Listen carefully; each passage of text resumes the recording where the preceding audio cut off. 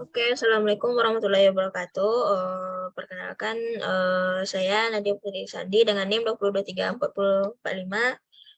Pada kali ini kami merupakan kelompok 3 yang akan membahas mengenai sistem temu balik lintas bahasa. Saya sendiri sebagai moderator pada sesi presentasi ini.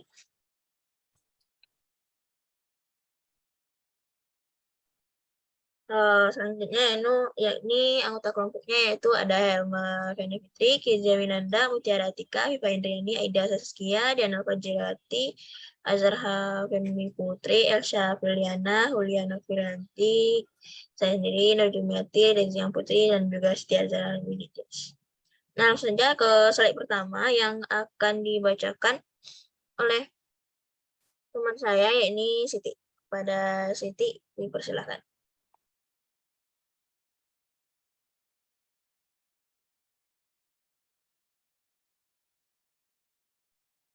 Saya kedengaran. Tunggu. Tes. Tes, live bisa. Dengar. Baiklah, yang pertama yaitu pengertian sistem temu balik informasi.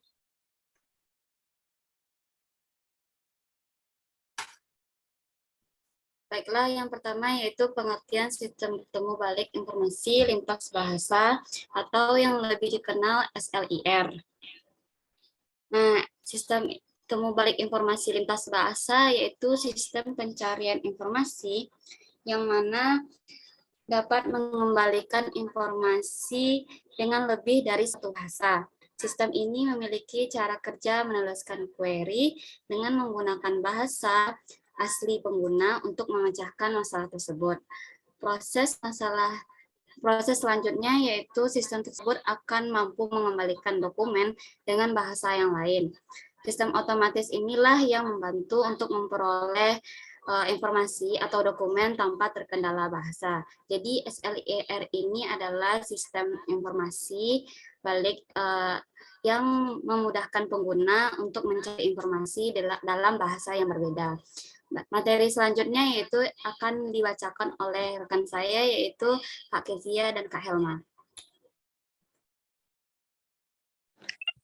Baiklah, saya akan menjelaskan tentang teknik-teknik sistem temu balik lintas bahasa. Yang pertama itu ada teknik cross language information retrieval atau disebut juga dengan CLIR.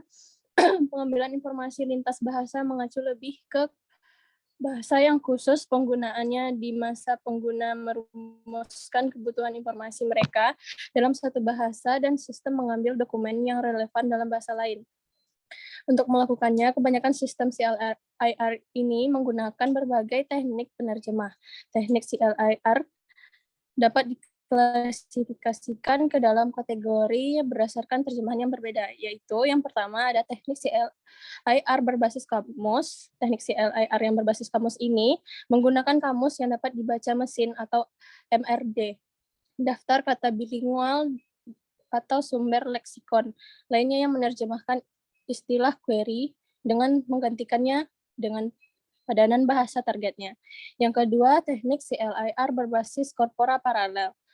Korpora paralel adalah kumpulan teks yang setara dengan terjemahan. Korpus dalam bahasa A mencerminkan isi dan struktur korpus dalam bahasa B. Korpus paralel sering digunakan untuk menentukan hubungan seperti kejadian antara istilah bahasa yang berbeda dan digunakan untuk melatih model terjemahan statistik. Yang ketiga, teknik CLIR berbasis korpora yang sebanding. Karena ini korpora ditulis dalam bahasa masing-masing. Untuk pembaca masing-masing, korpora yang sebanding menyediakan sumber data untuk padanan leksikal bahasa alami. Dan yang terakhir, ada teknik CLIR berbasis penerjemah mesin. Teknik terjemahan mesin adalah proses yang menggunakan perangkat lunak komputer untuk mengubah teks bebas dari satu bahasa ke bahasa lain, output berusaha untuk menjadi akurat dan lancar untuk konsumsi manusia. Seorang yang secara intuitif berasumsi bahwa penerjemah mesin adalah solusi untuk CLIR. Sistem MT dapat digunakan untuk menerjemahkan query, dokumen, atau keduanya ke dalam bahasa yang sama, dan proses pengambilan dapat ditangani dengan sistem IR umum. Sekian yang dapat saya sampaikan, saya kembalikan kepada moderator.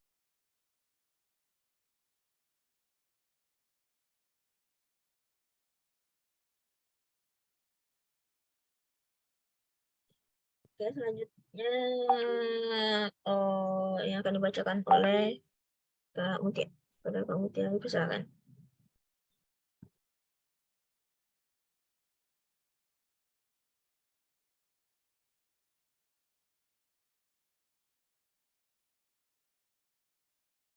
Kalau baiklah, atau bisa teman-teman yang lain mewakilin untuk bacain materi ini. Baiklah, yang kedua ada teknologi khusus untuk layanan CLIR, yaitu mencakup analisis morfologi untuk menangani infleksi, dekompon, atau pemisahan mana jemuk untuk menangani istilah mana jemuk, dan mekanisme terjemah untuk menerjemahkan query dari satu bahasa ke bahasa lain.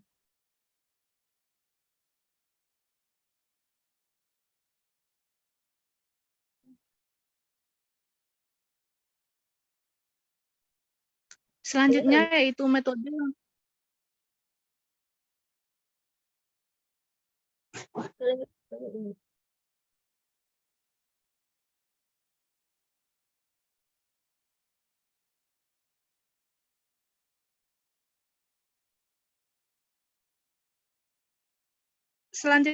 metode untuk melakukan translasi query, yaitu yang metode pertama yaitu direct translation atau bilingual translation.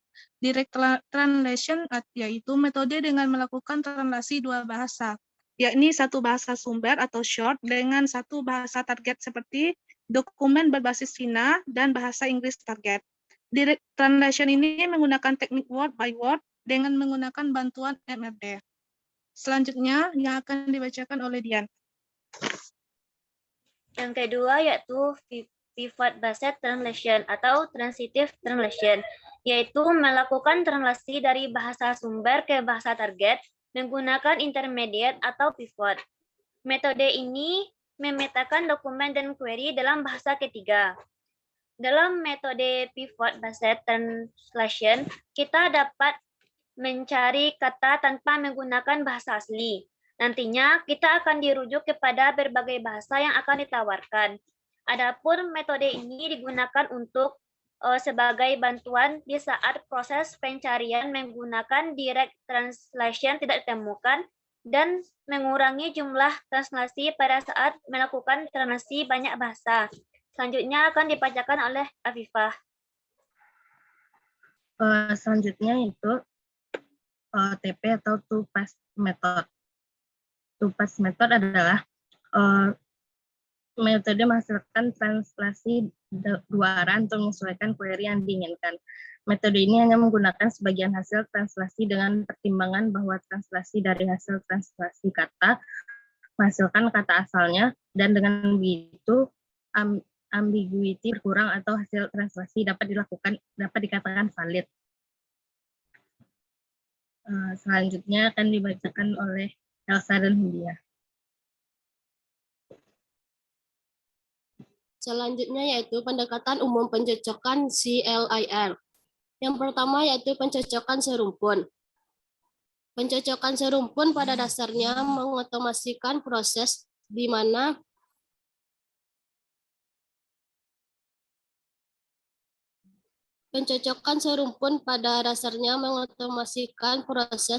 pembaca mungkin mencoba menebak arti dari suatu istilah asing berdasarkan kesamaan ejaan dan pengucapan. Yang kedua yaitu terjemahan query. Terjemahan query lebih umum di mana query secara otomatis dikonversi ke setiap bahasa yang didukung. Pertanyaan penerjemahan relatif efisien dan lebih cepat. Terjemahan query memiliki keterbatasan bahwa query sering memiliki pertanyaan pendek dan memberikan sedikit konteks untuk disuguhi. Selanjutnya ada terjemahan dokumen. Terjemahan dokumen ini adalah menerjemahkan dokumen ke dalam suatu bahasa dari query. Nah, kelemahannya yaitu tidak praktis karena proses penerjemahannya yang lambat. Lalu ada teknik interlingual. Teknik interlingual ini adalah mengubah query dan dokumen ke dalam bahasa yang independen. Kelebihannya adalah kosakata yang terkontrol berdasarkan tesauri multibahasa. Selanjutnya yang akan disampaikan oleh Azahra dan Nurjumiati.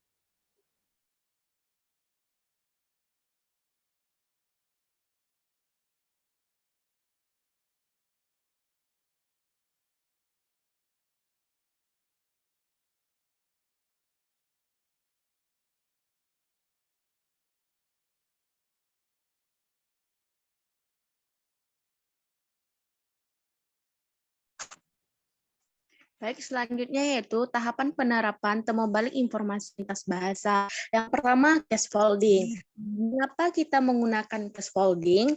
Karena data yang kita miliki tidak selalu terstruktur dan konsisten dalam penggunaan huruf kapital.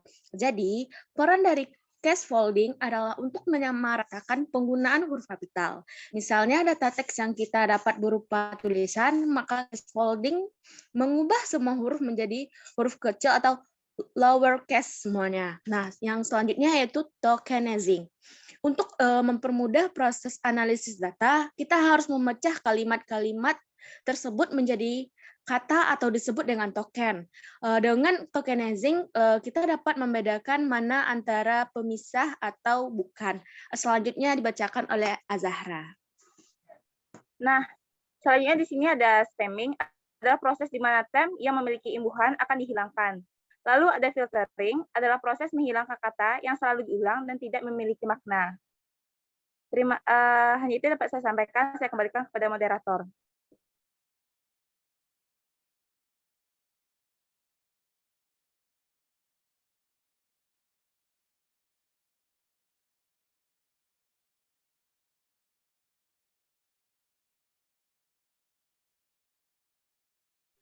Yang terakhir, fungsi CLR.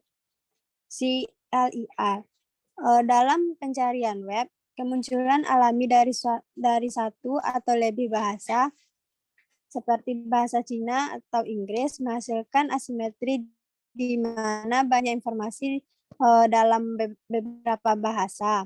Tetapi banyak pengguna lebih suka berinteraksi dengan web dalam beberapa bahasa lainnya. Yang kedua yaitu berorientasi pada ingatan yang mencakup pencapaian di bidang medis dan yang mencakup pencarian di bidang medis dokumen, paten, dan aplikasi keamanan.